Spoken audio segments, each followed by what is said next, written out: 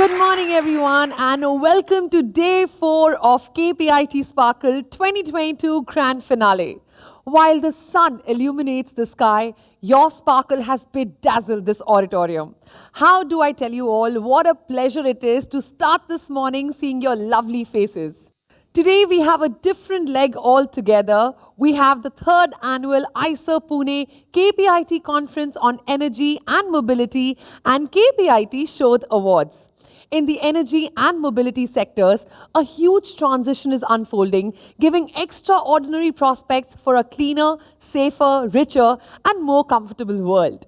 As India develops, so will our energy and mobility requirements. These needs cannot be supplied by our current fossil fuel-based transportation technologies, nor can we continue to have the dangerous transportation that we already have. We cannot continue to rely on foreign imports of fuels, resources, and energy equipment. We need to come up with our indigenous solutions to our problems. These solutions will call for some fundamental science and technology advances and innovations. They must be innovations bred in our soil.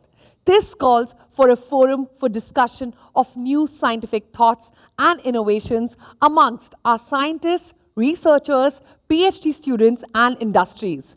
To address this need, IISER Pune and KPIT have collaboratively initiated an annual IISER Pune KPIT International Conference on Energy and Mobility and KPIT Shodh Awards. It is a one-of-a-kind forum that allows PhD researchers from throughout the countries to present and be recognized for their work in the field of energy and mobility. This conference brings together the greatest in the field of science and technology, including doctoral, postdoctoral, fellows, researchers, professors, scientists, and industry experts for deep debates and brainstorming on a variety of issues. We believe that this conference will serve as a stepping stone towards a greater collaboration between industry and academia. IISER Pune and KPIT aim to make this conference a signature event in the country.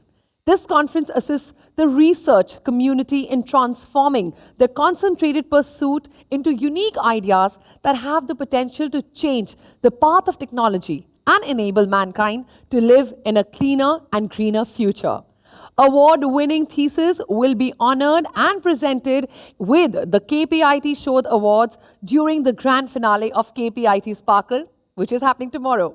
The purpose of these prizes is to acknowledge and promote high-quality, unique research work in PhD thesis submitted in the previous year.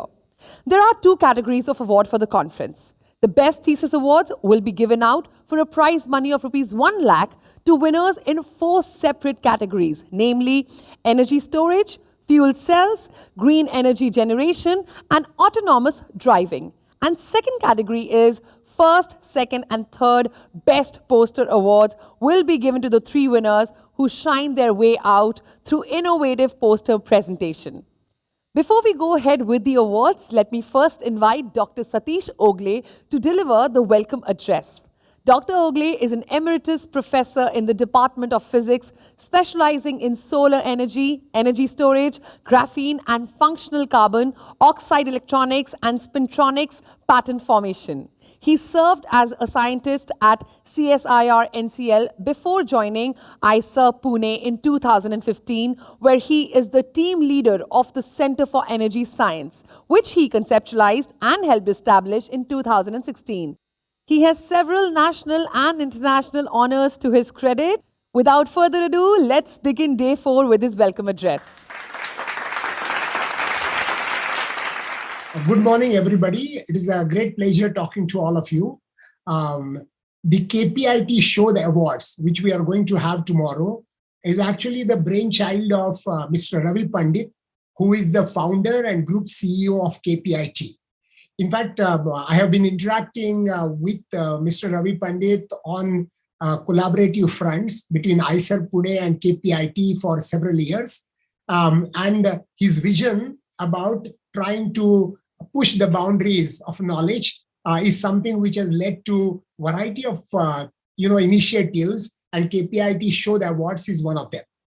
The idea that he had, and which some of us shared equally was we need to try to bring together the best PhD students, last year PhD students, or the students who have just finished their PhD, okay, bring them together to deliberate, discuss the cutting edge research in the area of electric mobility.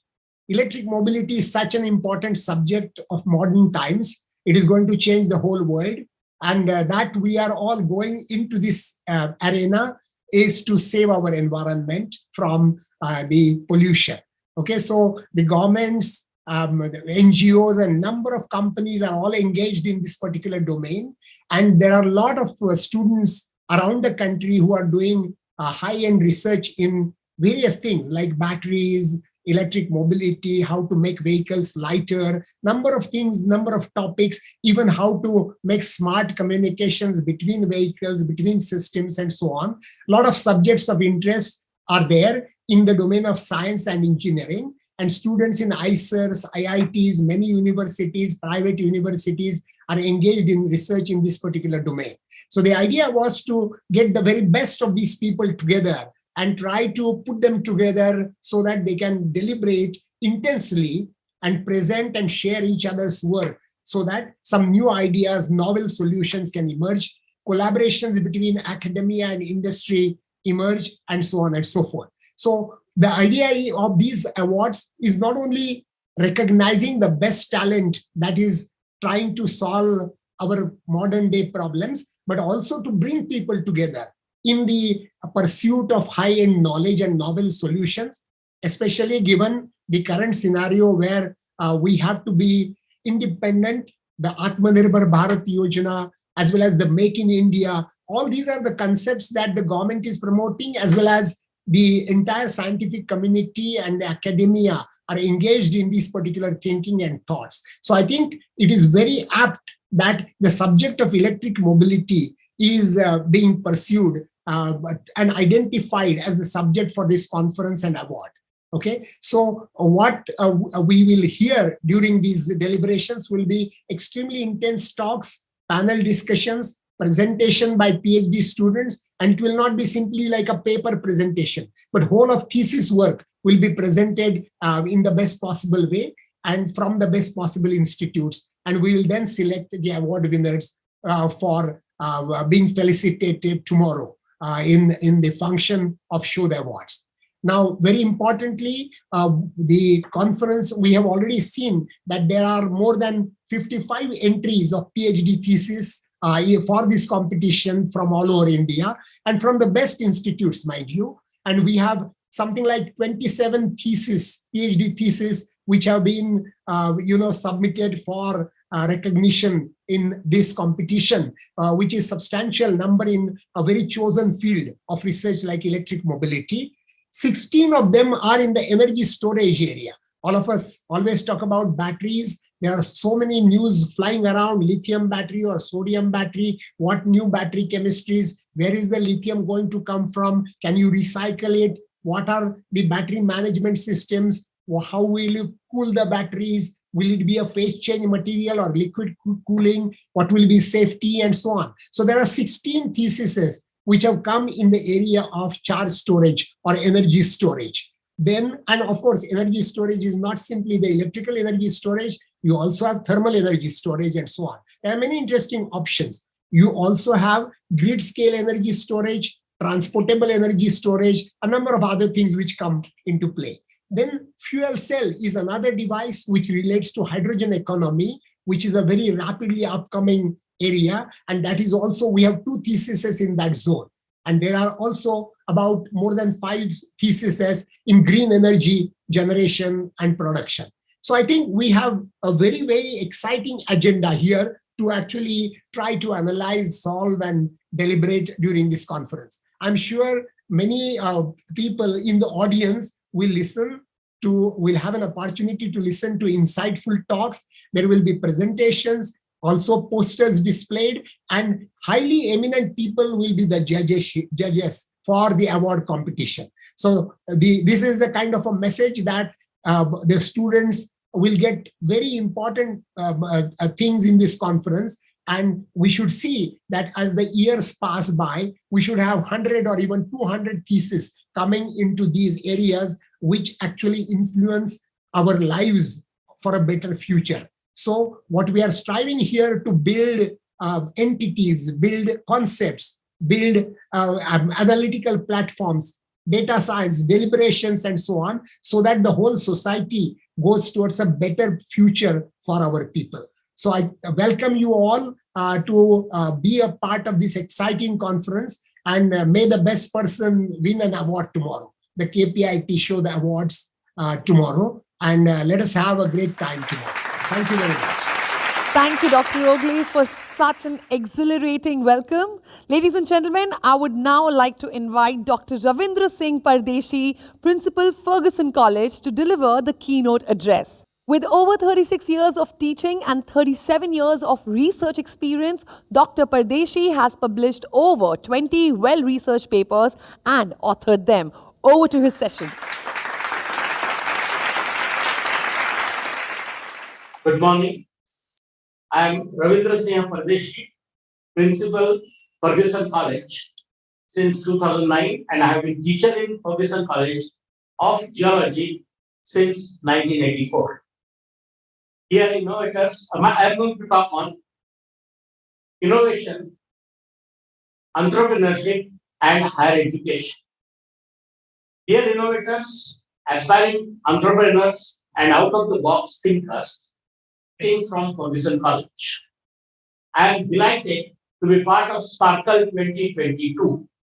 It is my privilege to deliver the keynote for this great event, which recognizes and celebrates entrepreneurship, the key to economic and social prosperity globally. Fergusson College has been associated with KPIT, and this association has opened a variety of learning opportunities for our students and teachers. Our future affluence is a function of many factors, but highest amongst these is capability to transform ideas into great enterprises. There are many cases in point, and I have seen in about 38 years of my career with Fergusson College. Today's business tycoons and leaders are the same people who once used to tinker with their ideas when they were young. Throughout my academic life, I have witnessed children and teenagers in college spending time in classrooms, on workbenches, or in the laboratories because they had some inquisitiveness to solve a problem or they wanted to fix something. These are the kind of people who eventually take on the challenge of building the economy by creating business enterprises. These entrepreneurs have propelled our economy. They have innovated our health care delivery systems, given sustainable solutions for bioenergy, innovative solutions on technology related to agriculture, finance, automobile, IT sector, and thought of how to better manage scarce resources. Dr. Rajendra Sharma, an alumnus of Fergusson College from Physics Department, has recently been awarded with the Atmanirbhar Bharat Award for his exemplary work on manufacturing advanced energy storage devices such as supercapacitors and lithium-ion batteries. Another success story is of Dr. Pramod Chaudhary, founder of Praj Industries Limited. An alumnus of Fergusson College again, thought before time about the sustainable energy and developed innovative method to produce ethanol, which is recognized globally. For his work, he has been recently awarded with prestigious 2022 William Homburg Award for lifetime achievement in the bioeconomy. He is the first Asian recipient of this global honor that recognizes his exemplary work in bioeconomy. It is the entrepreneurs in our country who have led major business and projects and encouraged us to dream of the $5 trillion economy. We are proud of these leading entrepreneurs who contribute to building a broad-based, diversified, and innovative economic infrastructure. These great entrepreneurs and innovators are not just originators of ideas. They are not just solving problems. Their ideas are creating jobs. They are building up our economy. They are enhancing prosperity. They are inspiring a generation of young and rising Indians to understand that our minds are our greatest resource and we are our country's greatest assets. They are rousing our aspirations to think more, do more, and be more. So today I applaud all stakeholders of Sparkle 2022, team members from KPIT who are working to provide a platform to this generation of aspiring entrepreneurs. Your commitment and dedication will make it possible for Sparkle to become a hotbed of innovation. It is vital that we understand how we can groom future innovators and entrepreneurs so that the economy's growth engine gets fuel continuity. I believe that work begins at the foundational learning stage. It is in school and colleges where teachers and at home where parents encourage children to develop inquiring minds by exposing them to understand day-to-day occurrences through science and mathematics. As they grow, technical skills, which are the tools and building blocks of innovation, whether materials or digital technology, are imparted or enabled. The role of a teacher and the influence of a parent is indispensable in getting the child to be absorbed in the act of discovery. I can tell you from my experience that this is one of the greatest gifts one can give to a young person. Our teachers work hard to inspire students to challenge themselves and push beyond the core skills of any class. Some of the best innovators and entrepreneurs have been bred in school through teacher support to learners through dedication and patience. Innovation finds the roots here. We do everything to identify these types of students early in life and give them an outlet so that they can begin their process of discovery here. At Fergusson College, we believe excellence and access is central to the education system. Not only because of the specialized and holistic education in office education it offers, but because it creates an ecosystem of innovation.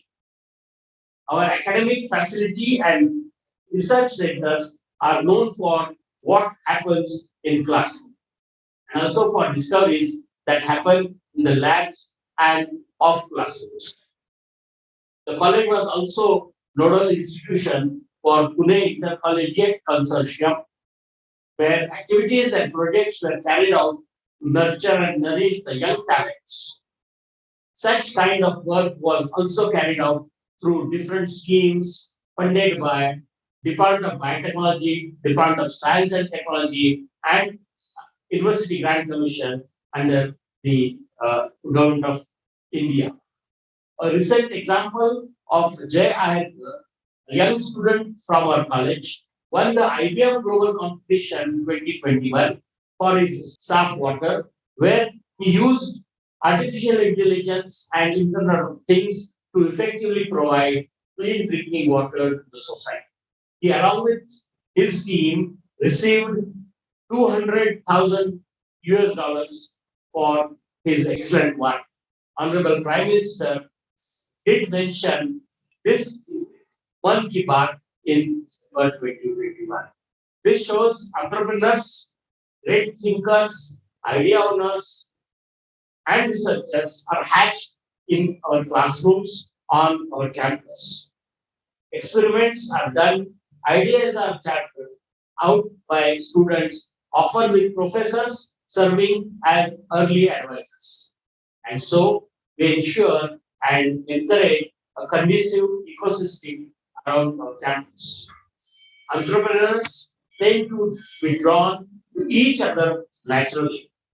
They get inspired from each other's journey, learning from each other's experience. They create partnership to leverage from mutual strengths, discover co-founders through mutual passion for a cause or an idea. This is why we believe that building an ecosystem that is conducive is crucial. As the role of entrepreneurship and innovation in economic prosperity grows, I would like to make a few observations. First, we have witnessed a shift of the global economy towards growth mechanism in which knowledge has become an important input. The incremental value of knowledge as a factor of production implies that innovation has strong correlation with creativity. Examples can be seen in how smartphone has allowed creative people and firms to develop and sell new applications from games to software and mobile applications, allowing flow of information and communication. Second, changing demographics, growing incomes, and new technologies have reduced the average lifetime of products and reduced the possibilities for product standardization. While this increases competition, it also provides fertility to innovative thinking and feeds the entrepreneurship spirit. The ripple and combined effects of the market, the current environment, and the support system right now is the best time to start your business. Third, innovation no longer happens in a closed in-house setting research and development laboratories. It has become increasingly open and collaborative following a distributed model. This creates new opportunities and is reflected in innovation policies that rely a great deal on network policies such as collaborative research agreements between academia and industry. Fourth, today technology and entrepreneurs make a match made in heaven. While many startups have technology central to their business offer, it has never been easier to do it yourself technology enablement to others. It has never been easier to find open resources that empower us with technology to do these things ourselves or for a low price. These are the opportunities that my generation would not have recognized when we started our careers. Fifth, new personal and collective needs and expectations emerging in the society that cannot always be met by governments constrained by budgets. This is why new forms of social entrepreneurship and innovation aiming at fulfilling both social and economic objectives have risen in importance to address these new needs. Social entrepreneurship contributes to a progress that is economically and socially inclusive by reducing unemployment, poverty, and social exclusion, particularly amongst disadvantaged and vulnerable groups. Finally, invention and innovation do not occur without a strong and powerful motive. Great ideas come from great minds, and great minds go where they are welcome. Platforms like KPIT Sparkle welcome all great minds. Sparkle is an ideal representation of academia and industry collaborative effort to support entrepreneurship and innovation. The future depends on our capacity to provide such platforms for students and aspiring entrepreneurs to reinvent themselves by reinventing the way they use their knowledge to become self-employed and trigger self-employment activity. By developing the entrepreneurial spirit of future graduates, such initiatives will be actively contributing not only to develop generations of entrepreneurs capable of generating employment for themselves and for others, but the growth and development of the national economy. I wish you all a successful Sparkle 2022 and would like to commend the organizers and all stakeholders. I assure you that driven by conducive academic ecosystem, the future of the next generations of entrepreneurs and innovators is bright. Opportunities are there for those who have the motive to invent, innovate, and work hard. With best wishes, I conclude. Thank you. Thank you so much, Dr. Pardeshi. What a delight to hear this session from you. Focused efforts on a sustainable energy future are a top concern for the whole globe. And three primary projects, namely decarbonization, decentralization, and digitalization, are getting attention. Despite the fact that all of these approaches can function in tandem, digitalization and decentralization are critical to decarbonization. To address this, today we have exciting panel discussion on the topic Achieving Decarbonisation by Leveraging Digitization and Decentralization. Our panelists for today are Dr. Ashish Lele, who is the director at CSIR National Chemical Laboratory in Pune, and his expertise lies in chemical and reactor engineering, polymer physics, and polymers. He earned his doctorate in chemical engineering with a major in polymer science and engineering and went on to become research associate microscale polymer processing program in the Department of Chemical Engineering at the University of Cambridge. Our next panelist is Dr. Milind Rane, who has earned his BE from the Maharaja Sayaji Rao University of Baroda, MS from the Southern Illinois University, Carbondale in the Mechanical Engineering and Energy Processes Department, and a PhD from the University of Maryland at College Park in the Mechanical Engineering Department. And he has many publications to his credit.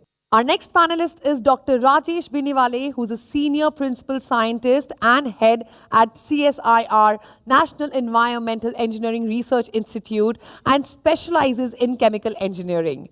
And after him, our next panelist, ladies and gentlemen, is Mr. Sri Rama Ramakrishnan, who has been a builder of businesses, leaders, and teams over the last 26 years globally with a proven track record of growing businesses. He's credited with building the largest Indian UPS company, Consul Neowatt, before acquisition by Fuji Electric in 2019. Mr. Ramakrishnan is currently associated with Reliance New Energy Limited as business head for energy systems on a mission to build a world-class team and business in the field of energy systems for solar, energy storage, green hydrogen, EV and fuel cells in India and globally. And lastly, I would like to invite Mr. Deepesh Gujarathi, who is Senior Solution Architect, Hydrogen Fuel Cell Vehicles at KPIT Technologies, and will be the moderator for this panel. Gentlemen, please take over.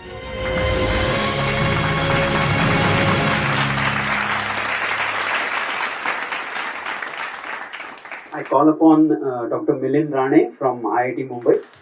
Welcome. Dr. Ashish Lele from NCL. Mr. Sriram from Reliance Industry. Dr. Rajesh from Navy.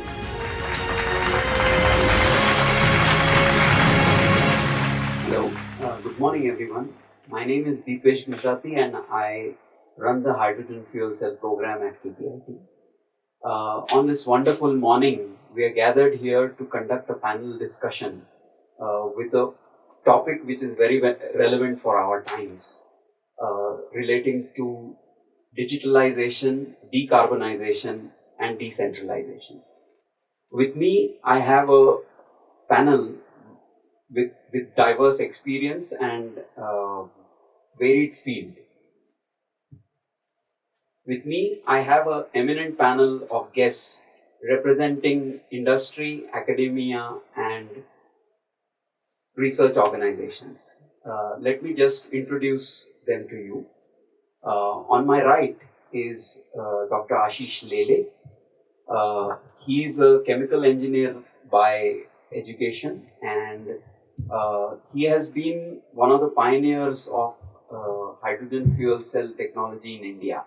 Starting long back, a few decades back, that is where he started working on hydrogen fuel cells at NCL. He had a brief stint in industry as well, working with Reliance Industries. And in his current role, he has joined as a director of National Chemical Laboratories, Pune. Welcome, Ashish. Thank you. To my extreme right is Dr. Milind Rane. Namaskar. He is from IIT Mumbai, and he's a mechanical engineer by education, and his interests and work include waste heat recovery and air conditioning. One interesting bit to share about him is that he has been using heat pumps he has been using heat pumps in his home since past many years. To my left is Sriram Ramakrishnan. Namaskar. Sriram has a bachelor's in electrical engineering from PSG College of Technology and an MTech in power electronics from University of Florida. He also has an MBA from Duke University, Fuqua School of Business. Sriram represents industry in this panel today, and he is heading, in his current role, he heads the new energy business at Reliance Industries. Welcome, Sriram. Thank you. To my extreme left is Dr. Rajesh Biniwale. He is part of NEERI division of the CSIR labs. That stands for National Environmental Engineering Research Institute. And Dr. Rajesh has a lot of interest in renewable energy. He is also currently the coordinator of carbon capture, utilization and sequestration group at CSIR. Another interesting bit about Dr. Rajesh is that he has been living his life in his home since past 3 years at net zero, a net zero home is what he has. Welcome, Dr. Rajesh. Before we start the panel discussion today, I'd like to relate an anecdote. I was listening to a talk by one of the great adventurers and explorers of our time today. He goes by the name Mike Horn, and he mentioned that when he was exploring the Arctic, that is the North Pole, in the year 2019, he's made several expeditions to different parts of the globe, and in his recent exploration at the Arctic, he saw great difference in the amount of ice cover that the Arctic pole has, and within a span of around 14 years, he has seen the ice cover go from 2 meters to 8 centimeters. So, what I would like to open this discussion is that the climate crisis that we hear every day is real, and it's happening today. Now, it is not all gloom and doom. There's a lot of hope in that. Lot of us as the common man we are waking up to the fact that climate change is real and it's going to affect us and future generations to come. And there's more consciousness about this fact than ever before, that we need to do something about it. So let me open this panel discussion with a positive note that first we accept that this is a crisis, and let us talk about how we can make changes today that will help the future generations to come. With that, I would like to open it from Dr. Milind Rane. And what I would like to know from you, sir, is in your experience, how bad is this crisis? It is serious, and I think we need to take it seriously. And as you rightly said, it is an opportunity for us to capitalize on in terms of improving the quality of life, along with addressing the issues of environment, addressing the economic issues also simultaneously. So there are many opportunities that if we tap this crisis, as you said, okay, we can probably come out positive through this whole cycle. Okay, thank you. Dr. Ashish, I know you've shuttled a lot between Pune and Mumbai. Could you tell us one change that you saw, which we could attribute towards the real climate change, something that you have seen it personally? Yeah, so Deepesh, before I answer that question, let me just start with the positive note that you started this whole dialogue with. I think last year has been absolutely spectacular for people who are passionate about climate action, and I'm not saying climate change. I'm now talking climate action, right? And I think last year was spectacular because of three things that happened. It all started with the sixth assessment report of IPCC, right? And if you have followed the earlier assessment reports, they talked about the possibility of anthropogenic emissions causing climate change, right? They never talked about that with 100% certainty. It was addressed as a possible cause for climate change, anthropogenic emissions as a possible cause. What happened in the sixth assessment report is that for the first time they said that this is unambiguous, that anthropogenic emissions have caused climate change in the last 100. No more scope for denial. I think it was the first time that it was said in no uncertain terms that this is unambiguously now proven beyond any scientific doubt, right? I think that's a big statement to make, right? Because it affects everything globally, all the politics globally, right? So this was an important statement to make. The second thing that happened was the Nobel Committee, gave this recognition, the biggest recognition to science, to two scientists who have laid the foundations for quantifying the effect of anthropogenic emissions on climate change, right? And it was on those foundations that the IPCC reports came up, right? So it was recognized both by the IPCC and by the Nobel Committee. So it's two very, very important things. We must not belittle these two very important contributions that came up last year. And the third thing, which was the climax of all this, was the COP26, right? Where the countries made some very, very serious commitments. And India made a serious commitment. One of it actually came out as a surprise to many of us. India committing for the first time actually net zero, although it was a little late, 2070. But when we went into the meeting, we didn't even think that we would make that commitment. This is now a formal commitment by the country that we will achieve net zero target by 2070. Right? So I think three spectacular things happened on climate action last year, which I think gave us a lot of positivity. You started the whole dialogue with positivity. That's why I wanted to reinforce it. Coming to the specific question that you asked, something that struck me in the first wave itself of the pandemic, when I was in Mumbai, while we were all locked down, for some reasons I had to go to Mumbai from where I was staying, which was in New Mumbai.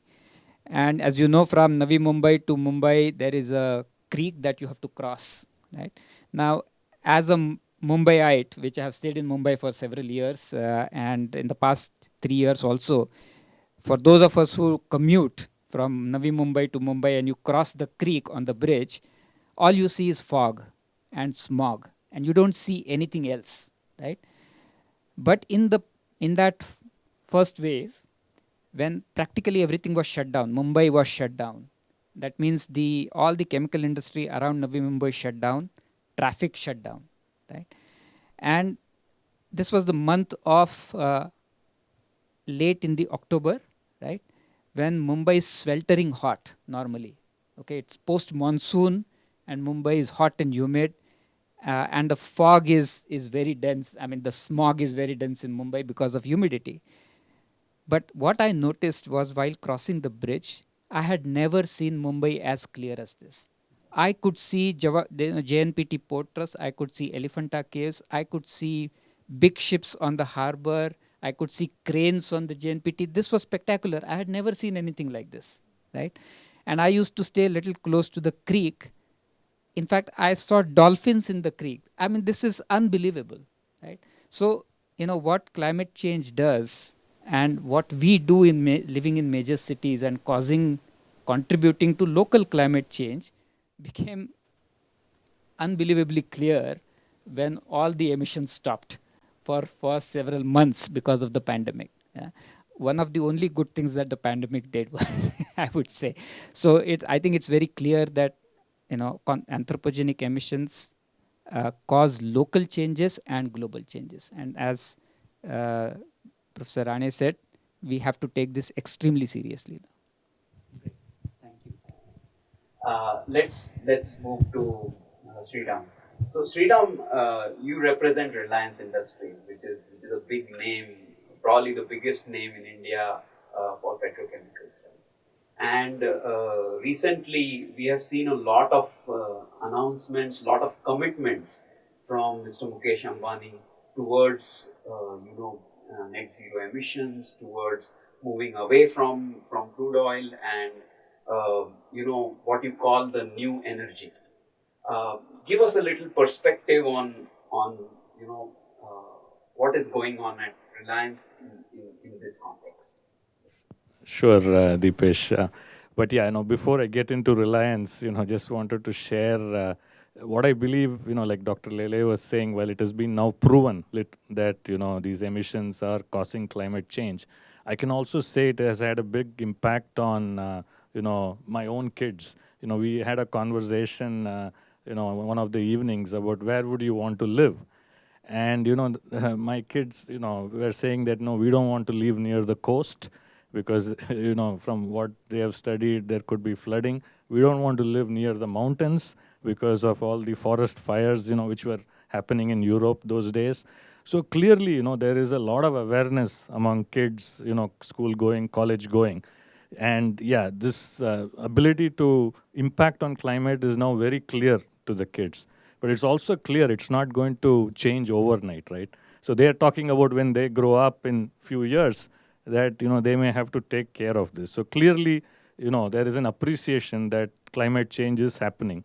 Now, yeah, what can we do about it, right? And that's where I think our chairman, Mukesh Ambani's vision of, having a net zero carbon company. Reliance, as you know, is the largest producer of oil and chemicals in India and one of the largest in the world. And, he has now looked at, the future. And the future he sees is clearly that, we have to go to net carbon zero as a world and as a country. But more importantly, that Reliance should lead the way. Reliance being, one of the largest producers of petrochemical products, he has shared a vision where he wants Reliance to become net carbon zero by 2035. And he has also shared the vision that India should become one of the largest exporters of green energy. And this green energy vision encompasses solar, encompasses green hydrogen, encompasses energy storage, and encompasses mobility using, electric or fuel cell. So it's a very, very broad vision. And, Reliance has shown over the last decades that, they've been able to change industries like they did in petrochemical, where, India was a importer of fuel. Today, 3 in 100 planes in the world flies on Reliance fuel. And that's something we are proud of. You look at Reliance Jio, where Telecom India was one of the highest cost per megabyte of data. Today, what Jio has done is completely transform, where, that's what I was talking to some of my colleagues, that this whole pandemic, which caused a shutdown of schools and colleges, imagine if we did not have this low cost of data that Reliance revolutionized in India. So fact is, education continued. And in a small way, or I would say a big way, Reliance had contributed to bringing down cost of data. And it helped us kind of move on with life, even when the lockdowns were there. Likewise, I think this vision of new energy is, I think, what's going to revolutionize not just Reliance, but make a big difference in the country and hopefully the world. But it's a long-term, initiative, and we are putting a very, very large team in place. We want to build the best teams. So we are looking at, all of you, the best talent, the best minds. We want all of you to join and, in this initiative of Reliance. Thank you. Okay, Dr. Rajesh, I have two questions for you.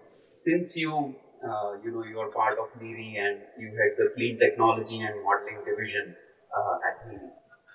The first question is, what kind of statistics, what kind of numbers are we seeing, both in terms of, there's a lot of measurements that you do in terms of environmental air quality, and I'm sure so many other factors, and a lot of simulation as well. So could you tell us a little about that? And the second question is on a personal front. You decided to make changes to your own life and have a net zero carbon footprint house of your own. Help us understand the thought process behind that as well. Yeah, Deepesh, it's a very good question on the environment. Basically, as Ashish has said about the Bombay visibility increase, because there was no photochemical smog around, a lot of particulate matter got settled during this because a lot of mobility and other things were not available at that point of time. And therefore, what happened was, in fact, you could started seeing the Himalaya from Meerut. That kind of phenomena occurred. There were news, and there were actually visibility has increased to that great extent. That was a particulate matter. But what photochemical smog is, because of the NOx, that is oxides of nitrogen, and the hydrocarbons which are there in the air, they contribute to everything. But when we come down to the talking about the climate change, which is basically, as it is recognized very well in IPCC now, that our anthropogenic activity, not only the carbon dioxide, but other greenhouse gases, which are very important in this matter. So for example, methane. Methane has got a 23 times potential as compared to carbon dioxide itself. 132 times potential to oxides of nitrogen. Some of the oxides of nitrogen has a great greenhouse potential. So we need to look at a holistic approach towards the environment in terms of even the climate change. And the climate change, what it is bringing is weather pattern change, then it is bringing drought in some areas, it is bringing flooding in some areas. Urban flooding has become a very common phenomena. Udaipur experience in Rajasthan as an urban flood, unknown phenomena before. Okay, so we need to have a holistic approach towards the environment when even we are talking about the climate change. Although the major focus will definitely remains the carbon dioxide, because that is largely coming from the fuel which we are using, but others are equally important as far as industrial emissions are concerned. Second question you asked me about my house. So I always keep on asking questions to myself whether I'm really practicing what I'm preaching. So the first thing which I invested a lot of money when there was no subsidy available on the solar, basically. So it was a motivation to actually go to net zero, not to avail that subsidy. And I installed a solar panel for PV solar panel for electricity. I installed a solar heater, which is about 10 years old in my house for water. I changed over a period of time all fixtures into low wattage fixtures or electrical fixtures. Uh, in fact, not only the net zero grid energy, but I also reduced my LPG consumption to half, 50% reduction in LPG. I am not able to do what is my petrol consumption. I'm still trying to find how to reduce the petrol consumption. But a very interesting thing I will tell you is my house is fine. But very interesting thing, a couple of weeks back, I received a telephone call from a village in Solapur district. And Sarpanch was talking to me. His political ambition is to make his village net carbon zero. Okay. And he was asking the help, how could you help? I spoke to Niti Aayog and Niti Aayog was overwhelmed in this. Your villages are no more asking Rasta, Bijli, Pani. They are asking net zero. That's a great change and great awareness. So it's not a rich man's domain anymore, and I think climate change and all its effects are not going to look at your economic status or your demographic or anything. It would not spare anyone. Actually, Deepesh, the facts, the statistics today say that because of pollution, climate change put together, India can be losing as much as 0.3 to 0.9% of GDP because of fatalities caused in the labor force. Due to these people are the most exposed to the smogs in the city and the pollution in the ground, right? And working in coal fields and so on and so forth. So, this is serious, and as you said, not just affecting the rich, but affecting absolutely everybody in all economic strata. In fact, poor are affected more in any case because they don't have the protections to vulnerability which they are having. Could it be health? Could it be habitat? Everywhere the poor get affected more. It's not a new thing to know right now, but World Bank has always been saying this from the beginning when we started about the air pollution long back. So Great. So far we've established that this is something serious and we need to do something about it. And I'm sure it's not happened today. We knew this since a long time ago. Let us, I would like to get each one of your perspective on what are the barriers to this change. We all agreed that there is a change required, but the change is slow and almost non-existent, if I may speak, call it that. Can we talk about some barriers to make this change happen? Let me start with Srila.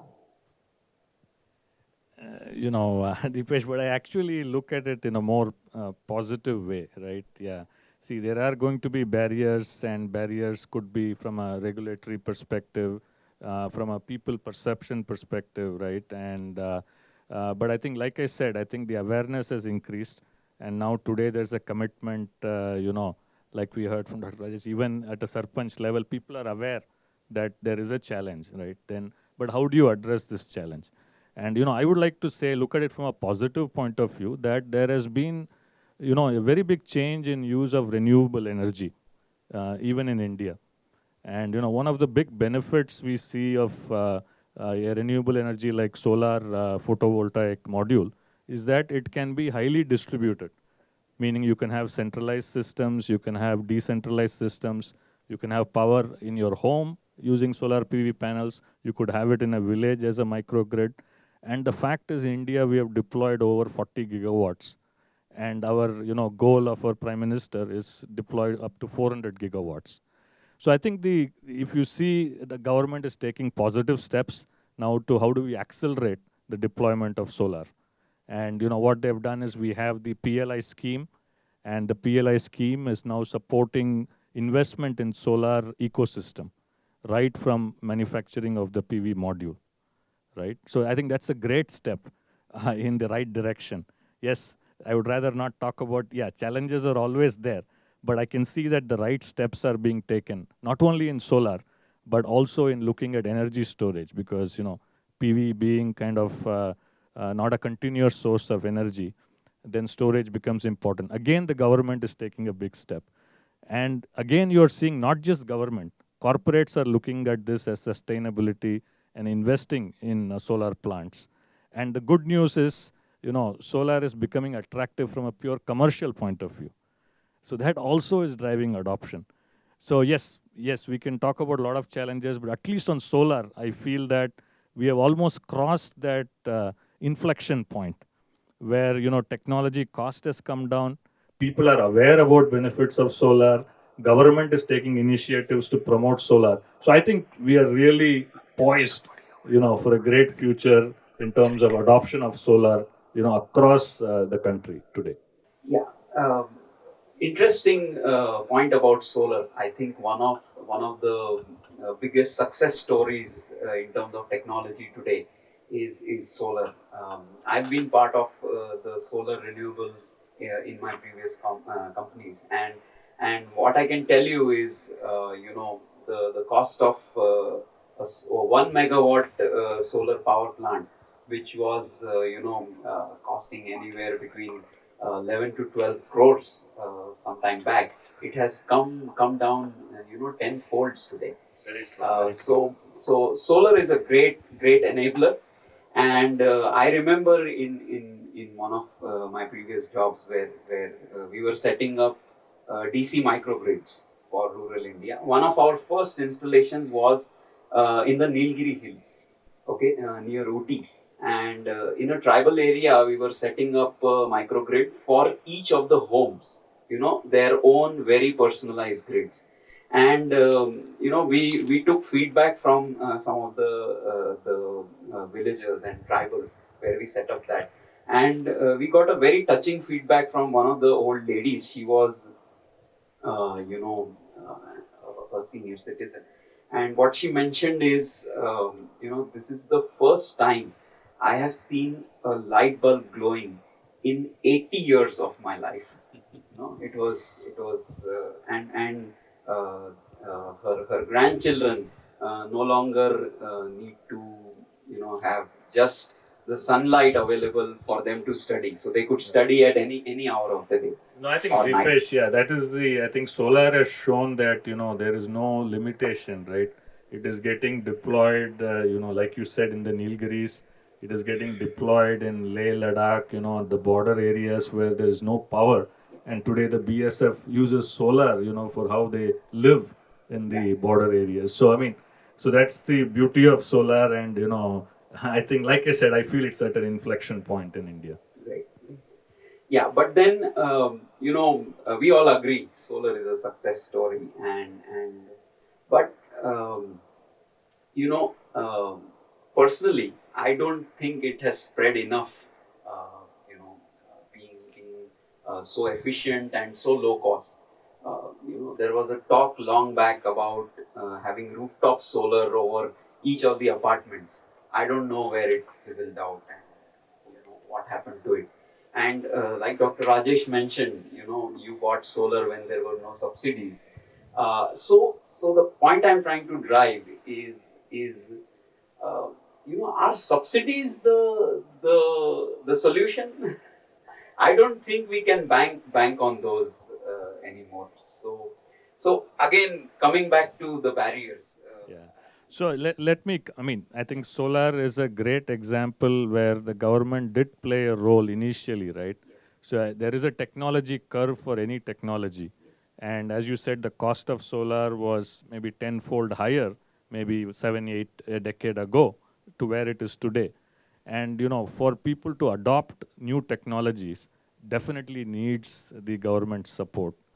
And today, yes, the technology cost of solar has made it attractive that at utility scale, today it is very clear that it is better than any putting up a thermal power plant. You're better off putting a solar PV plant. So you don't need any subsidies anymore, right? It has reached that commercial point.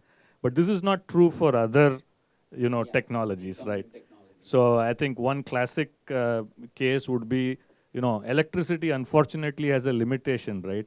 You have to use it, you have to transmit it, you cannot store it easily.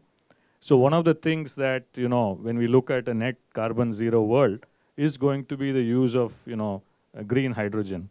And what is green hydrogen is basically using solar power and basically taking water and doing the simple electrolysis. I think Most of us would have seen that in our physics classes, and we would have done an experiment on that.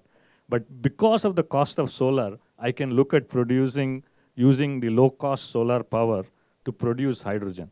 But today, the cost of production of hydrogen is extremely high. So nobody is going to adopt that unless the barriers to that adoption are removed.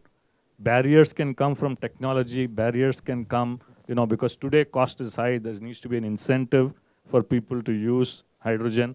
So I think I do see today that there are a lot of barriers for, us building a hydrogen economy. Today everybody's talking about it, but 15, 20 years ago in the US, California tried that, was not successful, even in the US. But I think hydrogen maybe will get there 20 years from now. But today there are a lot of barriers.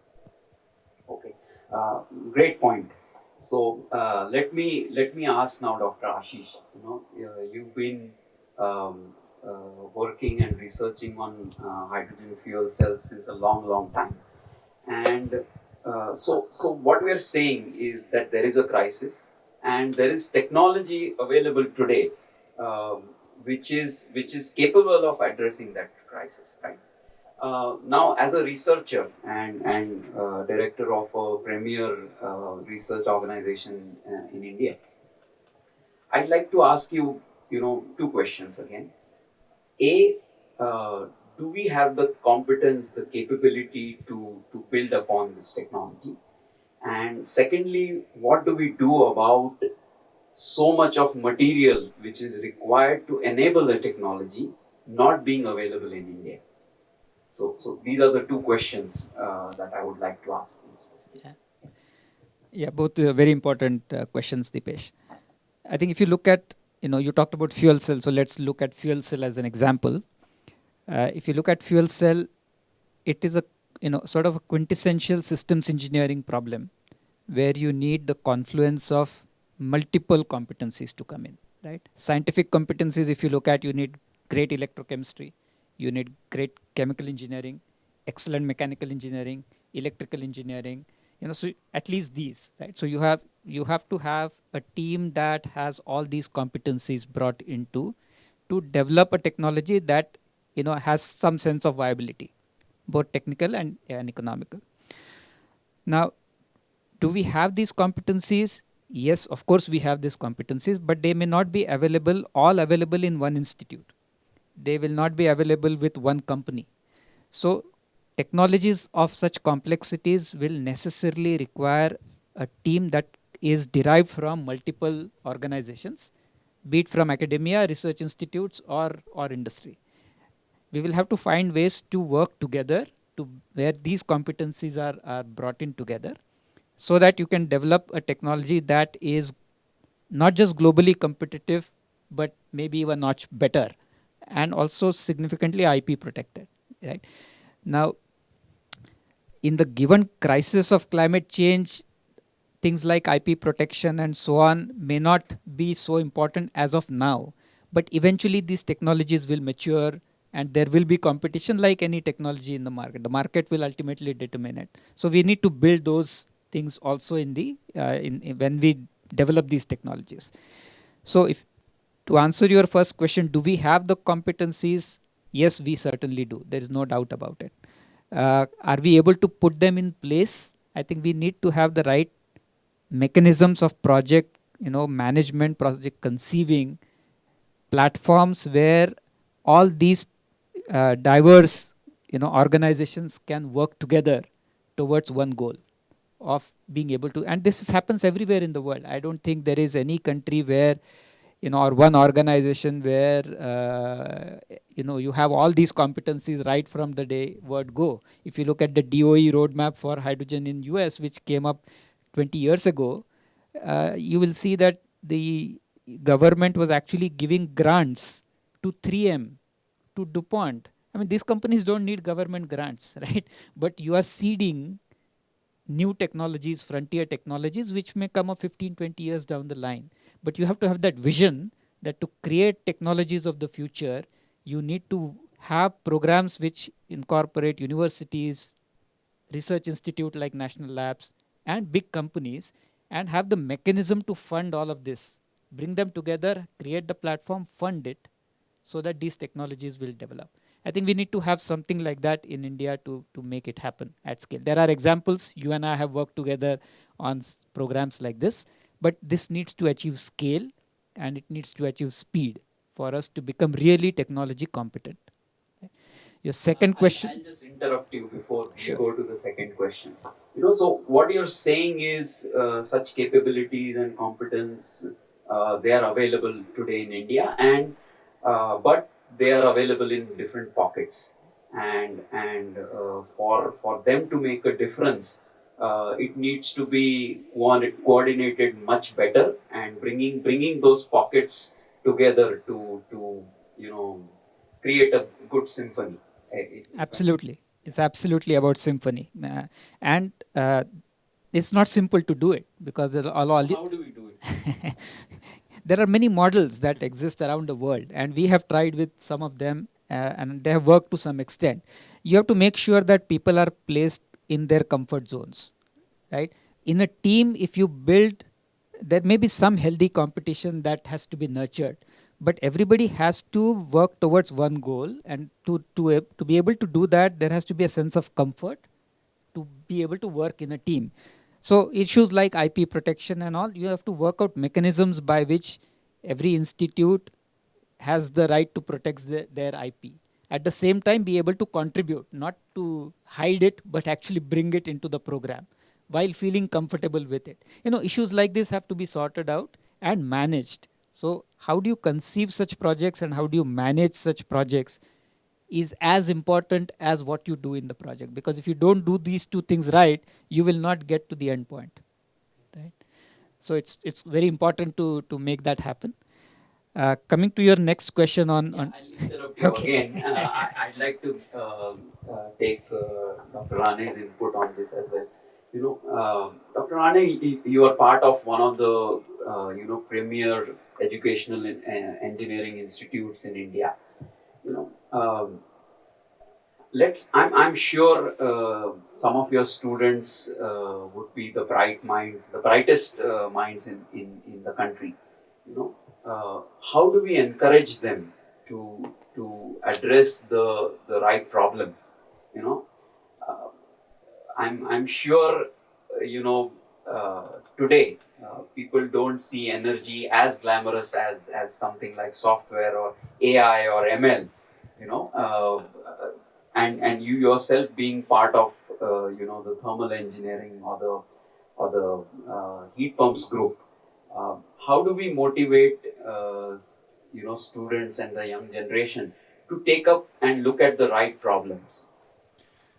Thank you for the question. I think money motivates more than anything else, and in the present generation, I think money is playing a bigger role. Probably in our generation, maybe my generation or our generation earlier, money was not so much of a pull. But now the younger generation, for good or for bad, at least this, I would say that money is the major pull. So we have to show them the opportunities that there are in the energy field. You said energy is not as glamorous. I would beg to differ on that. I think energy is going to be the hottest stuff you can make money on, okay? And it's needed everywhere. You need it in big companies, you need it in the house, you need it even in a small farmer's hut. So it's all pervasive and we need it all. And providing that energy in an economically viable manner with the simplicity that can be handled by the user is what is crucial. And if you can address this problem, then, or bring up a solution for this, then you're bound to become rich. Okay, so now just to put things in perspective, we have been talking about solar PV, this and the cost reduction and all at the grid scale and all this thing. I would like to caution here, because at this time we are still importing a lot of ingots. Yes. Okay, so we have to cover our bases appropriately. We cannot just keep on expanding our this object of increasing the installations and all without having to do without. So that front has to be covered adequately. Okay. Now, so I think the government is very proactive in this, and they're developing these things in that trying to take cover of those things also. And of course, we have other renewables also, like biomass and post-harvest biomass, and then waste energy to waste to energy and things like that. Those are other opportunities. I strongly believed, and even 10 years ago, I believed that India should not need to import any fuel. We would be self-sufficient just based on our rich solar resource. We have reasonable wind. We have hydro, of course. But micro hydro has still not been tapped to its potential, and I think it has a great potential. The running rivers, we will have, if we can start tapping energy from running rivers, we will have a motivation to ensure that they run throughout the year, and we'll plant more plants, and planting more plants will take care of the CO2 emission issues also, CO2 capture also indirectly. So you made an interesting point again, which is related to the second question that I asked Dr. Ashish, about ingots not being available in India, and now you could answer the second one. So we have the technology, we have the know-how, but some of the raw materials and special materials, they are not available with us today. So. As far as solar goes, we are happy. We are okay. We have enough silica, I think, around. That is not a problem. What we don't have is the technologies, as Professor said here, the technology to convert that silica into ingots, right? But as you have seen the announcements coming from the giant Reliance Industries, I think this is the first time that we are looking at a complete end-to-end integrated energy technology package that Reliance has announced, starting from making polysilicons to everything, wafers and cells and modules and all the way, converting then that solar into hydrogen, into through electrolyzers, and then possibly fuel cells. So it's a complete end-to-end package that covers all the materials, right? Now we're talking about materials. I think this is a great model. If you can do it integrated, it's great, because when you get scale, you can also tide over some of the material problems, right? For example, in the case of batteries, let us hope that we don't go complete all-out lithium, because that is a material resource that we don't have in a big way in India. We will probably go to some lithium and some non-lithium battery technologies. However, even if we go with large lithium sources of batteries, when the scale comes in, there is the possibility of recycling, which is anyway has to happen anyway. Otherwise, we will end up with what has happened with plastics today. There's so much plastic littering everywhere, and we don't want to repeat that for battery materials, right? So material to be looked at in a circular economy is going to be equally important when we have scale in the country, right? These problems otherwise come to haunt us back because of the scale and littering that is caused by it. So when we think of these energy transitions and the material requirement for large scale energy transitions, the circularity has to be kept in mind all the time, right? And battery cycling technologies are now available. To what extent they are viable is a question that needs to be addressed. But technologies are in most of these things, technologies are in place. To give you an example, in the fuel cell area, we have to use platinum. On one side, at least, we have to use significant platinum. And if fuel cells come in a really big way in the country, start producing hundreds of thousands of them, there's going to be substantial amount of platinum being used. And it's not a material you can throw away with. It's extremely important and expensive material. So you got to recycle it. Is that known? It's of course well known. All the refineries use platformers. They use large quantities of platinum. And today in India, the value chain exists for recycling that material. The same value chain can be leveraged to recycle platinum from fuel cell batteries. So material recycling circular economy of materials should be integral part of energy transition in the country. That's the material question, thoughts that I have on your question. Okay, so we've talked about the crisis, some of the barriers, and interestingly, both Dr. Ashish and Dr. Rane, you mentioned the word scale. So I'm going to move to Sriram on this because you've had some experience in building large businesses. So especially for the incumbent and new and clean energy technologies available today. The question to you is, how do we achieve scale? And it's always going to be a chicken and egg problem, where you're not able to meet costs because there's not enough scale available, and unless there is scale available, you cannot, bring down the costs. So how do we come out of this deadlock? Yeah, Deepesh, that's a question that we have a lot of debates even within Reliance, right? So yes, Reliance can look at bringing scale, but then you bring scale, but then is there a demand? So the question then becomes, and what is the supply chain, right?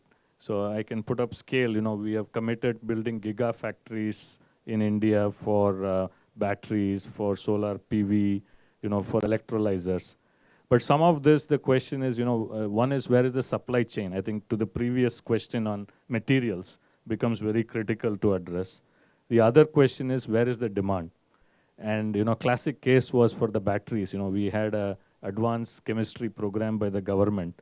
And, including Reliance, we have made big commitments. But the fact is today there is not enough of a energy storage market today, right? So which means that you will have to take a bet in the future. So one way, you can kind of address this issue is the government has to create demand by policy, right? Where there's going to be adoption, for example, of energy storage or usage of green hydrogen, where you create demand in India. Or you create an environment where it becomes very attractive to export from India. If you cannot create the demand in India, then you create an environment where we can have, because of the scale, we have the unit economics based on which we will be able to export outside. But so again, it comes back to the question of it is not a simple problem to solve, especially in the new technologies, because there is technology also is evolving. So then the question is you have to invest on, being ahead of the curve on the technology. You have to ensure the supply chain. You have to create the demand. And so it will need, not only industry alone cannot do it. It has to be a consortium, between the government, the industry, and academia. Because, one of the things we are talking about is in like even solar PV, we are looking at manufacturing from silicon. But today, I don't have any resource in India who knows how to manufacture polycrystalline silicon, right? So yes, maybe the institutes are having students who have worked on it, but since there was no opportunity to make money in India, these students left and went outside, right? But now there is an opportunity. But fact is there is a gap. So we have to look at this whole, challenge, I would say. To me, it's a challenge. I mean, scale is critical. Otherwise, you can not compete. Not only will the technology fail, the companies will fail, the country will fail. So you need scale. But to bring scale, it involves a very comprehensive dialogue, where the strategies and the goals, it's not a short-term goal. You have to look at the next 15, 20 years, and the government working with industry and academia have to ensure that the pipeline is created, whether it is for talent, skills, whether it is for materials, right, and whether it's for demand. So these are the three things I think which are super, super critical for us, to get scale. And we know it is very clear, without scale, you cannot succeed. And I mean, Reliance showed that in, petrochemicals, in telecom, because there was demand, right? So India had demand, but in new energy, it's not that simple. Today, for some of the technologies, the demand is still not that clear. So I think it will need a lot of, collaborative work, But without scale, you cannot survive in today's global economy. So I think the world is looking at us, as a huge market, a huge installed base, if I may call that. So I think it's a question of how do we turn that into demand. Interestingly, you mentioned while talking about scale, about supply chain as well. So, which brings me to one of the keywords of today's discussion, decentralization. So, I'd like to get a view from the panelists about, how and where specifically decentralization makes sense. One example is we've seen is uh, you know building something 200 kilometers or 1,000 kilometers away from the point of consumption. I think we've learned it late, but we've learned it for sure that that's not the most efficient way of doing things, right? So, and that is where supply chain and the decentralization model comes into picture.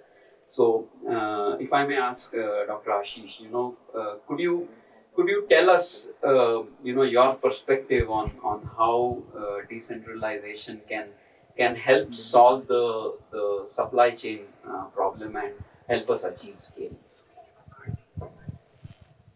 So I think fundamentally, if you look at keeping energy transition in mind, the current sources of energy and the new renewable sources of energy, right? The biggest difference is that for the current fuels, fossil fuel based energy systems, necessarily we have to set up large plants at certain locations, right? So we cannot conceive of a small thermal power plant. We cannot conceive of a small refinery. Right? These have to be mega industries, and therefore they have to be concentrated in a few locations. So our way of thinking about fossil energy production and particularly production is necessarily centralized because of the way the fossil fuel, the sources of it and the way it is converted into energy. But when you come to renewables, it's a completely different ball game, right? Solar is available everywhere in the country, at least most parts of the country. Water is necessarily decentralized, available at most part of the countries, if not all parts of the country. So if you look at these kinds of primary sources, wind also, so if you look at hydro, if you look at solar, if you look at wind, they are available not just at some locations, but they are available in a decentralized manner. And therefore, using these primary sources of energy to produce new energy, to produce clean energy, makes sense to have it more decentralized rather than centralized locations. So that's one aspect of it. The other aspect comes from the utilization point of view, right? So talking of, let's say, green hydrogen, let's talk about particular use case of freight transportation. Right? So if you're looking to green a particular freight transportation corridor, let's say Mumbai, Delhi, would it make sense to generate hydrogen at a long distance and then transport it for long distances to a point such as a fueling station on a Mumbai-Delhi corridor? Or would it make sense to have multiple of those hydrogen production stations located not too far away, or probably even at the point of utilization, so that the issue of supply chain of hydrogen coming from very long distances to the point of utilization can be avoided? Because we all know the problem of hydrogen is really storage and transportation because of its physical properties such as low density and so on. So A, the supply of primary source of energy is available in a decentralized manner, and B, the supply chain for some of these vehicles of energy such as hydrogen is difficult to do it from a centralized point of generation. It may be much better to do it in a decentralized manner, both from the availability of primary source of energy and the viability of making hydrogen in a decentralized manner, makes sense. And so therefore new energy has to be looked at differently. It will, in my opinion, have to be more decentralized, both from the availability of the primary source and the supply chain. So coming to the last point I wanted to make on decentralization was that, even the emissions are in decentralized mode, particularly for transportation, right? So, in thermal power plants, for example, emissions are at a central location, refinery emissions at a central location, but many of the emissions, such as transportation or cooking and so on, are also decentralized, right? So you got to also capture or find a way to capture those decentralized emissions. So decentralization in the new energy and decentralization in decarbonization, both are equally critical issues and need to be linked together. Surprisingly, somebody was telling me 2 days ago that just cooking in India contributes to something like 13% of emissions, which a number that I was not aware of. I mean, that's huge contributions to emissions, right? And despite the very successful Ujjwala Yojana in the country, still 50% of the population apparently is using biomass for cooking, which is not necessarily neither the most efficient nor the most way to reduce emissions in the country. So, I mean, these are decentralized emission issues which are to be kept in mind and are equally important. Dr. Milind, your inputs. I think decentralization is an opportunity to improve the economics. I'm time and again coming on to economics because I think if economics is set right, half your battle is won, in my opinion. Okay. So just to talk about the solar cells. See, some of the best of solar cells, we still have around 20-22%. We are still trying to get the rest of the heat out of the panel to make sure that the panel performs properly. That is a big opportunity, especially so when you are decentralized. Now, if you are having a rooftop unit, rooftop PV, and recover out of that 80%, even if you recover 40% or 50% in the form of hot water, which can be easily done if appropriately minds are put to it. And if this is done, then you don't need to put up separate PV panel for the thermal panels for generating hot water. You can get hot water from the same panel as a byproduct from the PV panels, and not only that, actually improve the performance. So the overall initial cost can come down, the space requirement can come down, or from the available space you can generate more utilities. You can generate more surplus electricity, which can be used for charging and things like that, which we need to look into in the near future. Okay. First, reduction in initial cost. Second, generating multiple utilities will improve the life cycle costing, not only from this, but also from the embodied energy perspective. Because ultimately, we have to look at that also. How much resources we are putting in, end of the cycle, how much resources is going to consume to recycle it or this. So from that perspective also it will be interesting. So these are new opportunities which I think have not been tapped yet. Now imagine in a central power plant, what are they going to do with that low temperature heat? As of now, not many technologies exist. But yes, there is potential. What you are referring to is the low quality of the waste heat. Yes. It's not great Yes. quality. Yes. But that is enough to generate hot water for bathing, dishwashing. That is enough to generate hot air for for drying of your clothes and this. And that very is enough. practical. Yes, and that is enough to generate hot air for space heating in colder weather condition. This, and it is enough to regenerate liquid desiccants to do dehumidification in places like Bombay. So opportunities are there. We need to put our minds through. The young mind should look up in these directions, and this will take the economics to the next level, where the conventional fuels will not be competitive at all compared to these, And storage will become a part and parcel. Regenerating liquid desiccant and storing it, and then using that regenerated liquid desiccant throughout 24 hours to dehumidify, to dry, to add value to agro produce and so on and so forth. Potential is phenomenal. Great, great. So, I mean, it's clear that decentralization may be the way to go, and given the recent Ukraine crisis, that has reminded us again, how supply chain inefficiencies, or having Just break down. yes. Great. So I think in the next round we will go through the closing comments from all the panelists. We've so far we've discussed the level of crisis, the barriers that that are present for mass adoption. We've talked about scale, supply chain issues, why scale is important. We've also talked about how the capability, the competence, and the skill set to achieve this energy transition exists very much in India.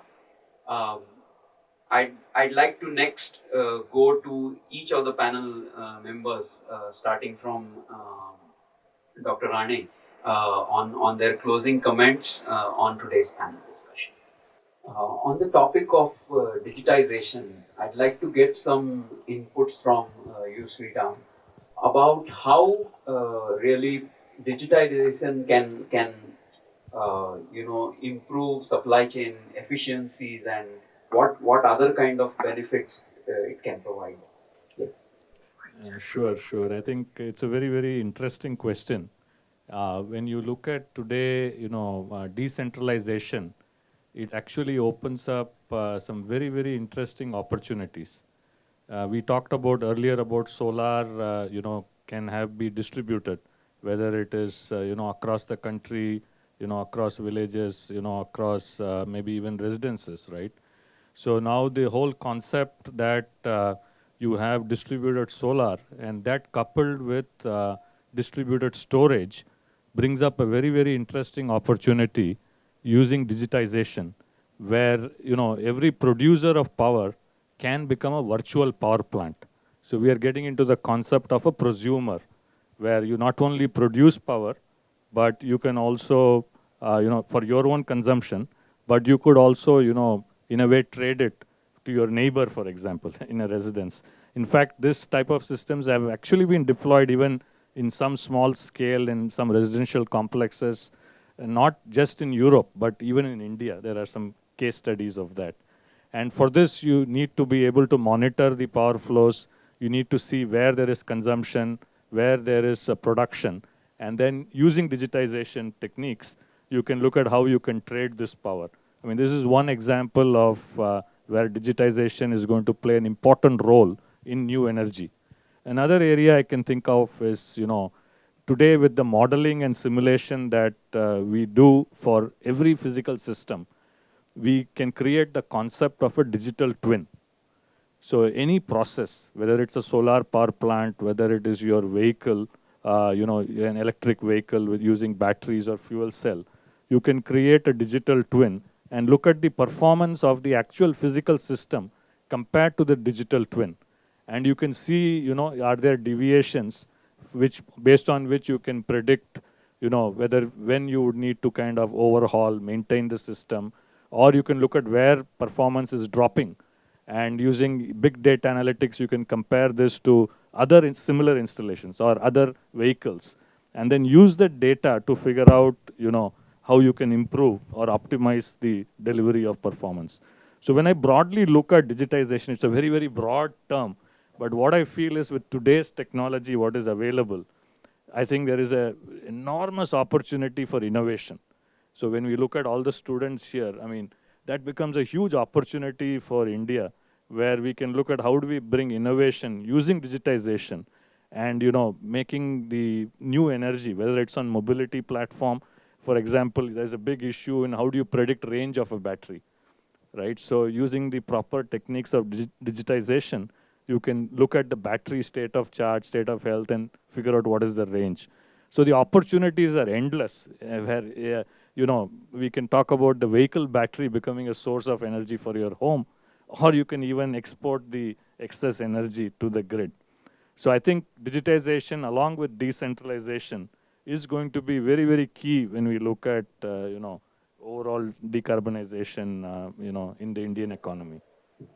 Interesting, and I'm sure with so much of innovation and the talent and capability relating to IoT available in the country, I'm sure it's going to lend well to the whole digitization phase as well. No, very true. I mean, today, IoT is becoming all pervasive. And, with the cost of data transfer becoming so low, you have the ability to connect everything up and everything up to the cloud, where you can start analyzing this, giant mass of information, and you can figure out, trends, and you can use that, and that can be monetized, for many different types of revenue streams. So definitely, I think it's a very, very exciting world out there, with the use of IoT and, cloud platforms, with using artificial intelligence to, look at this data and predict what is going to happen, create digital twins. So, this to me is an area where, India can take definitely a lead. We already have a strength in software technology development. Here we are tying all of that to the physical world of, say, new energy. And, it can really be, something which can be a game changer for India to become a leader in the new energy or green energy space. Great, great. Interesting times, I must say, we are living in. So, towards the end of the program, as far as this panel discussion is concerned, I will now request Dr. Milind Rane to give his, concluding remarks about whatever we've discussed today, and if there are any key takeaways that we should consider. Thank you. Thank you for giving me the opportunity to wrap up this session. It was a very interesting session. A lot of new understanding, at least I have gained from the experts here. And I see tremendous opportunity going forward. Tremendous economic opportunity, tremendous opportunity to bring in new products into the market stream, tremendous opportunity to serve the users in a better manner than what we have been doing so far with conventional fuels. And with carbonization happening, we can now decarbonize as well as give better utility to the users at a attractive price point. That's the way I see. And these are the opportunities which we should tap. Okay. One, of course, solar, wind has been becoming techno-economically attractive. I think we have to look at it from both perspectives. One, from top down with mega scale plants for centralized loads or concentrated loads, but also from the bottom up, like the rooftop units and all those things. And as I mentioned during the discussion, there is tremendous opportunity to improve the economics and viability and improve this system feasibility also in terms of space required and so on and so forth, to meet the multiple requirements using a single system, like the PVT, PV and thermal. We can have easily recover all the low temperature hot utilities required, like drying clothes, drying of agro produce, the drying of space heating in colder weather conditions, and for dehumidification in humid environments, using the waste heat from the PV panel. And this itself can change the way we look at it in terms of economics. So the propagation can be enhanced significantly if we look at these opportunities tap in. Now this is as far as the solar PV is concerned, but solar PV integrated with multi-utility heat pumps. Like as I said, I have been using a heat pump in my house since 2003. Even today I took my bath with the hot water from that, while it does the air conditioning and dehumidification for during the night. So it does 4 utilities: air conditioning in multiple rooms, hot water for dishwashers, washing machine. It also dries the clothes, when this heat is not being used for generating hot water and surplus. And it also is capable of producing chilled water for summer. If I have some guests and somebody wants a sharbat or something like that, we can add this. So many such this, and I've been using it for 21 years now, 20 years, yeah. Okay, so most of the normal ACs now we have legally, we are okay to write the ACs off within 7 years as per the financial this. So we need to develop technologies which will be durable, because that's going to make it materially more sustainable, and embodied energy wise it will be more sustainable. So we have to, so multi-utility generation should be one of the focuses, and will be possibility only in decentralized mode. Because if you have a power plant in Rajasthan, and then the chances of utilizing that low temperature heat from the this will be relatively less. There are opportunities for that also. From central power plants also, we can generate liquid desiccant, concentrated liquid desiccant streams, which can be transferred through maybe 5-10 kilometers from the power source or the energy source, and you can take care of the drying, dehumidification, air conditioning utilities using liquid desiccant technology. It's not there in the market as of now, but certainly a potential. The other thing I would like to touch base on, which we probably didn't touch much here, is the possibility of using biofuels and things like that. Now we are having cow dung being converted to biogas, and then biogas being purified, and then biogas engines can be run in a decentralized manner. Now there was a brief discussion that some of the conventional power plants cannot be scaled down.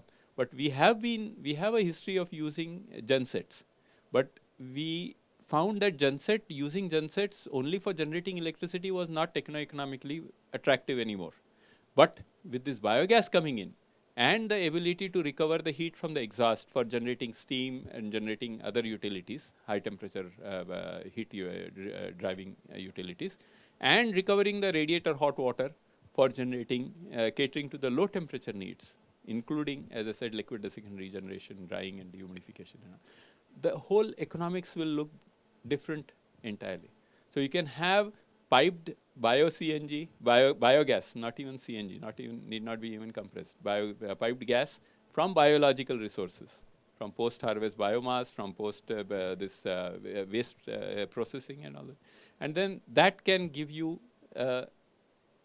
biological gas this for fueling our multi-utility centers. I think I'll stop with that. Thank you very much. It was a pleasure to be here. Thank you for the opportunity. The future, I think, is bright, and the bright minds that we are addressing should pick up the opportunities and make good and get rich while you make the country rich and the world more sustainable. Thank you very much. Great. Dr. Ashish, your closing thoughts? Yeah, so Deepesh, very exciting panel discussion. I think we covered so many things, and I got to learn so many things from others. Just touch upon 3-4 things. As Dr. Mashelkar says, there are these 3 Ds which are important, right? Decarbonization achieved by digitization and decentralization. There are also 3 A's associated with it, which is that when you do, at a country level, when you look at decentralized power generation, energy generation, right? And that is linked closely to decarbonization. You use more cleaner fuels to produce energy, you use primary sources to produce energy, you will decarbonize. And as we discussed, these sources are available in a decentralized manner, solar, wind, water, and they are abundantly available. So the first A is abundance, right? With scale that we talked about in the discussion, the affordability becomes possible. So that's the second A. You have abundance, you have affordability, and third, you have accessibility, right? So these 3 are extremely important for user point of view. You do power generation in a decentralized manner at scale, you have using abundant primary sources available, at least for countries like India. You get this accessibility, affordability also coming in. Then with digitization, you bring in another dimension into making the whole energy transition much more efficient. And Shriram talked about some very exciting things about, if you have cars parked in a mall, you have cars parked in a railway station, you have car parked in offices like these, airports, they can be power generation sources. They are today, if they're charged with batteries, or they have the vehicle to grid. And what better than digitalized way of doing this to give you much better efficiency and in real time sense, right? Because everything, all the data that you're in terms of producing electricity and transferring it to the grid can be tracked real time. And it is, as Shriram said, you can't just be producing electricity, you have to use it also.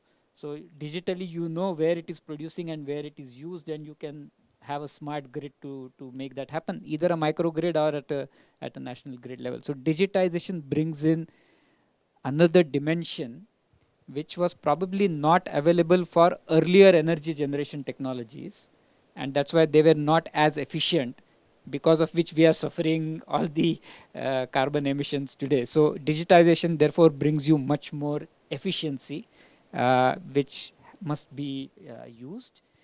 And all of that, coming to Professor Rane's point, gives you the ability to do 3 E's, in my opinion. You get a lot of entrepreneurship coming in because of all the young minds who are already in India great at digital technologies, bringing that through entrepreneurship to make a much better world today, using digitization for decarbonization, power generation, and so on and so forth. So a lot of options for entrepreneurship coming in. A lot of options for exports. We talked about exports as well, right? India becoming from a net fossil energy importer to a net clean energy exporter. That's a paradigm shift for India. So the second E is the export part of it, right? The third is, of course, the clean energy transition, which will happen through decarbonization. So I think these 3 Ds are so crucial for the country to make a complete shift of how we look at fueling the economy for the $5 trillion economy that we are all aiming to, for the $5 trillion, but making sure that it is not producing a more carbonized world. So I think the 3 A's, the 3 D's, and the 3 E's are very, very crucial for India. And it's going to be very exciting. Very challenging, but very exciting. Great. Thanks, Dr. Ashish. Sriram, your final thoughts. Yes, Deepesh, I think really enjoyed the session today, and I think Dr. Lele has kind of summarized it really well. So let me just pick on one point just to for all the audience here. When you look at renewable power, I mean, like we discussed previously in this panel, it's kind of intermittent in nature. So one of the key enablers for us to effectively use renewable power is going to be to have cost-effective energy storage. So I think when I look at the next 20, 30 years, development of energy storage is going to be very, very critical for us to transition from the old energy to the new energy. And this energy storage, whether it is at utility scale, industrial scale, whether it is at residential scale, or whether it's on the vehicle, right? It is going to be super, super important that we look at innovative ways. We talked about supply chain issues. How do you design this without use of precious metals, maybe rare earth metals which are not available maybe in India? How do you design it with commonly available materials like sodium ion chemistry as an example? And so I feel that the opportunities are going to exist, everything from materials to developing different storage technologies, maybe electrochemical in nature, could be mechanical in nature, like compressed air, for example. So I mean, and we also discussed a lot about how do you maximize the whatever energy is getting generated. If it's heat, how do you convert that into something usable? So I think this whole issue of how do you store the energy produced, and so that you can provide continuous power, is going to be a great opportunity, and it's going to be critical as we look at the 3 Ds that we discussed today. I think this could be the core technology which helps enable. And of course, using digitization is going to be very important to leverage this storage aspect. And I think it's a great opportunity for all, I think, students, future entrepreneurs to look at this space. This is going to be a rich space, for all the country to do well, for all of you to make money too. So best wishes. Thank you. Thank you. Thank you. Dr. Rajesh. Yeah, Deepesh, I also definitely enjoyed this total discussions which were covering a lot of ground on energy aspects, sustainability of the energy. Few very quick points which are basically to look at what researchers might think over it. Is like, for example, although we are talking about a certain pathways which we are talking about today for the energy to achieve in a sustainable way and decarbonizing it, maybe we can go decentralized. For the monitoring purpose also we need digitization. So those are the things which are there. What I feel is we need to have a more deep dive into the technology, and I'm not referring to the IT technology itself only, but I'm referring to the real technology, the hardcore technologies which has to be there. So for example, today we're trying to say the carbon capture is important, and we have a very limited amount of knowledge on the carbon capture as of now. Although there are technologies, but there are no technologies deployed in the country and very limited deployment in the across the world also. So for example, amine is one of the molecule which is being used for capturing the CO2 from the thermal power plant. Can we have a different molecule? Can we have a more efficient molecule which will do it with the less penalty of energy? That is something which we need to look at as a hardcore technology, which will going to be a game changer. We are overwhelmed with the solar PV panels for the current situation, and we are right in a way as of today, because that's actually at the location where the energy is generated. At the generation point, it is a clean energy. Although it's not that clean, we know, all of us, we know. So harnessing the solar energy, which is abundantly available in this country, probably instead of photovoltaic, I would more advocate the photosynthesis.